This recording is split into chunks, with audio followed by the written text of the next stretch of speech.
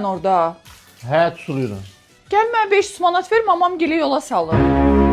Aman giri yola sarsan, yola salır. Sən pulu nə edirsən ki? O boyda rayondan paypuş gətiriblər. İndi mən onları əli boş göndərim buradan. Mən bildim, sən ki o çolpanı çıxardıma belə görsədirdin. Mən bildim o 4 dənə çolpa mənə 500 manata başa gələrdi. Sənin o qara tellərin, sənin o qara tellərin. Mən heç bilməzdim ki, neftçilərdə də kilomal var. Materialına bax necə gözəldir, pambıqdır. Hamısı Özbəkistandan gəlir. Nə görürsənsə kilomalda, hamısı Özbəkistandan. Bir dənə bunları zəhmət olmasa kiloya vurun da.